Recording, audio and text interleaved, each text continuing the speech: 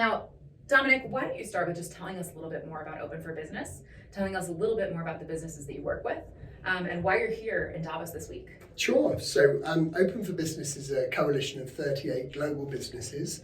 So this is businesses like Accenture, JP Morgan Chase, Google, Microsoft. And together they've made a commitment to support LGBT inclusion in the countries in which they operate. And we do this by using data and research to make an economic case for LGBTQ plus inclusion. So we look at the benefits that LGBT inclusion has, not just to the individual, but also to the business environment and to society as a whole. Great. Now, let's talk a little bit about this concept, right? About tracking exclusion or inclusion on an economic basis. Yeah. How did that begin, and what kind of traction does that argument get? Well, we know as a whole, societies that are more diverse, more inclusive, tend to be better operating environments for businesses. So businesses really thrive in environments that are more diverse, that they're able to bring in talent from all over the world, for example. But I think until we started in 2016, there hadn't really been much in the way, certainly not in the way that we do it, of economic analysis around. So people would talk about, for example, the pink pound and how much LGBT people spend on holiday, these sorts of things. But we wanted to do something that was a bit more in depth than that. So we have sort of 27 propositions broken across 3 categories. So the economic impacts on the individual, economic impacts on the business environment, and the economic impacts on society as a whole. And we do an in-depth analysis either on a regional or on a global basis to make sure we're able to calculate exactly how much a society is losing or stands to gain from increased LGBTQ plus inclusion.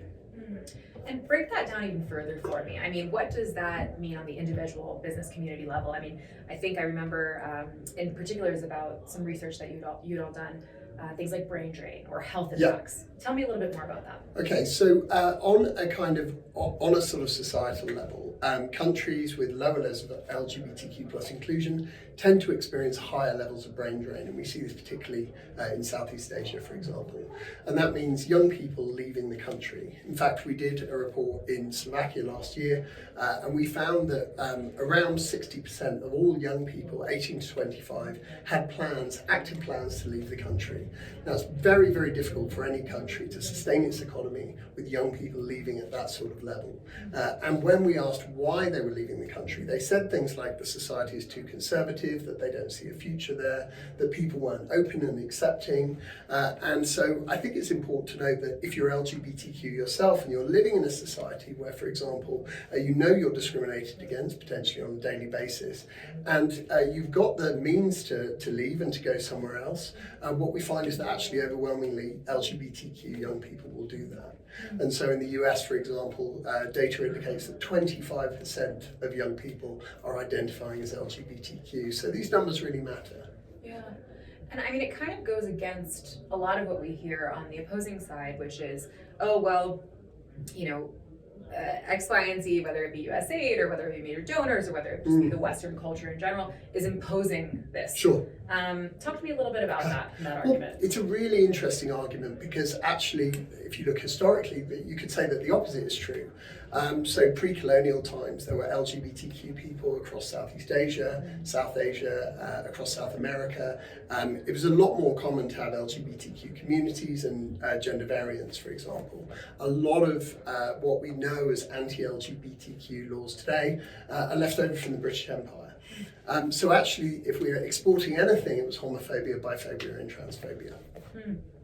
Really interesting, and especially interesting, as we were talking about before, this year, where there's a lot of changes afoot in the US, across East Africa, across Europe.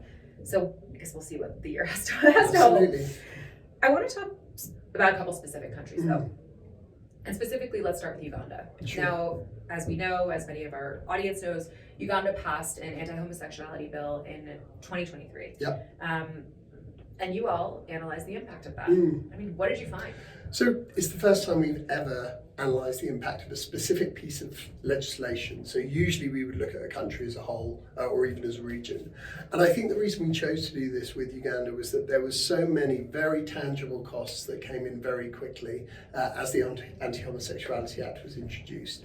So just to name a couple of the big ones, the World Bank ceased new loans to Uganda, which was very well publicised, specifically on the impact of the bill.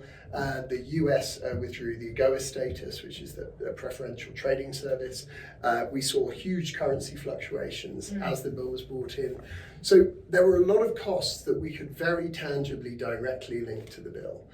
So we decided to do a piece of analysis on it, and we found that the bill is costing Uganda, well, just in the first year, between $500 million and $1 billion. So that's between sort of 3 and 5% of its GDP. My goodness. What type of reaction did you get once that research went out? So I think it's very difficult. The reaction, as you'd expect, is enormously mixed across the region. We did have parliamentarians, whether or not they believed in LGBTQ plus inclusion, saying that, look, there's a real serious economic impact of this bill that we need to consider. And that's what we're hoping, of course, that people will do. We don't need everyone to support LGBTQ rights. Of course, we'd love if they did, but the reality is that they don't. But there is a very serious, tangible economic impact from implementing laws that harm the community. And conversely, we see that where countries implement laws that make things better for LGBTQ people, so decriminalisation, marriage, for example, they see a real financial impact, a positive financial impact as a result. Now, let's talk about that too, because this is also Open for Business has done research on, I believe, Serbia, Hungary, across Southeast Asia, if I'm getting it right. And that was where that kind of counterfactual was put into place, right? So what did you find? So Central and Eastern Europe, one of the biggest tells is tourism. So Croatia leads the group in the Balkans quite significantly, and in Southeast Asia. So Thailand has made a very explicit play for LGBTQ plus tourism. In fact, it's one of the cases of the economic case being front and centre to Thailand introducing marriage. They've made very clear that they want to appeal to this community, that they know it brings money into the country, and it's been wonderful to see governments embracing these arguments and making clear that yes, it's the right thing to do, but as a bonus, it's also good for our economy. Yeah, you know, I just was in Thailand a couple of months ago, and I saw this actually everywhere, and it kind of surprised me because, of course, I knew that the laws had changed, somewhat recently. But the amount of pride flags that I saw, and I had a tour guide that was really, kind of wearing a pride flag, and just it was just so much happiness, right? And I think they were really leaning into the fact that at least some tourists feel comfortable about that. Absolutely, and in Thailand, as is often the case when they introduce decriminalisation or marriage, the public is sort of, roughly as supportive as they were in the UK when we introduced those things. So I think it's a really exciting moment in Thailand at the moment, and it's been wonderful to be around for it as we've been putting the report together. Yeah, and tell me a little bit more about you, Dominic, why you're here today. What does Davos mean for this type of work? What does Davos mean for Open for Business? And what do you hope will come out of this week? Well, I mean, Davos is probably the biggest and most influential platform in the world, we would say, alongside UNGA in the US, which we also attend. And for us, it's a chance to put together a schedule of meetings in a week that would probably take us years to put together otherwise, because you get one of those very rare moments where everyone is in one place, converging around a particular issue. So for us, that's extraordinarily valuable. The second thing is that we're doing a number of talks. So I'm speaking in the Congress Center this year, which I'm very grateful for, alongside a number of experts looking at the case for DEI more broadly and how that's being impacted at the moment. We're also launching a piece up at Accenture House alongside our partners Accenture, which is a preview of a new report we've got coming out called the City Ratings Report, which is a benchmark of more than 150 cities around the world, looking at both their business environment and their level of LGBTQ plus inclusion. Fascinating.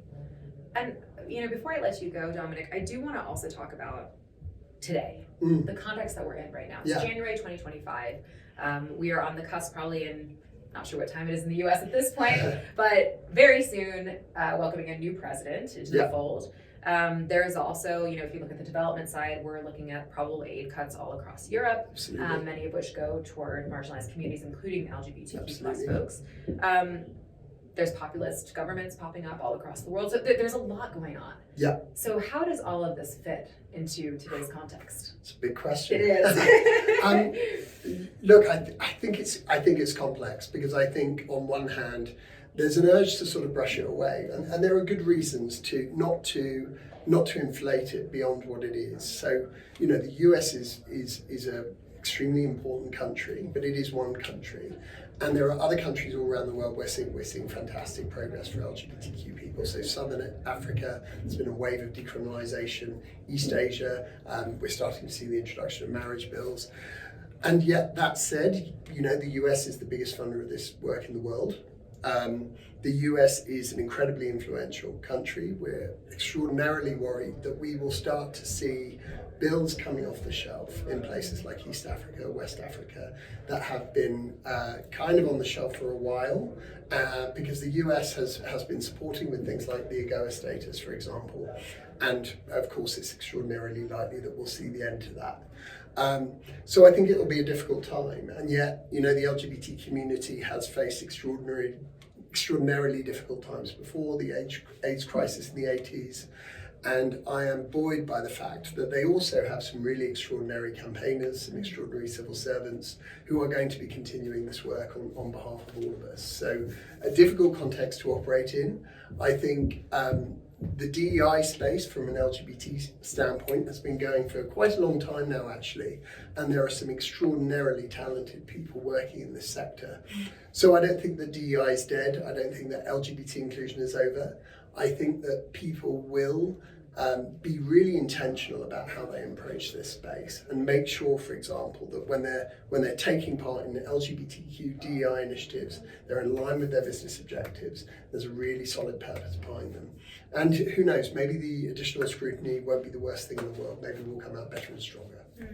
When you say kind of matching it with the business case, talk to me a little bit more about that, Dominic. How does one, I mean, of course you've done this in your research, but how does a business, say, do that, or an organization do that in a way that might be palatable to this environment? It's a really good question. I mean, for me, the businesses that do this the best are businesses that act within their sphere of influence.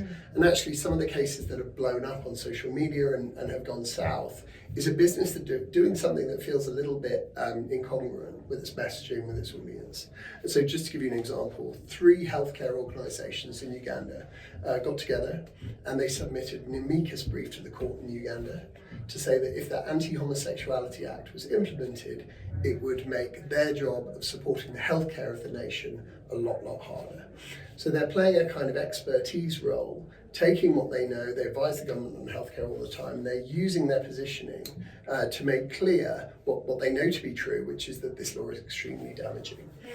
So I think that sort of role for business is incredibly important. I think that businesses are still in an environment where they have to compete for talent more so than ever. And we know that 25% of young people in the US are LGBTQ, 75% want to work in a diverse and inclusive environment. It's going to be very difficult, I think, for organisations that think that they can cancel DEI programs altogether and not see a hit in these areas, because we know that that's what young people want and that's where they want to work. So you feel, I don't know if optimistic is too glowy. What do you feel right now? Optimistic's probably a little too glowy. Yeah. but I think that we'll rise to the challenge. Okay, fantastic. Well, Dominic, while I have you, is there anything else we missed? Anything else that you want to add? Oh goodness. No, I think that was great. Thank you. Fantastic. Well, thank you so much for joining us today, and good luck with this week. Thank you.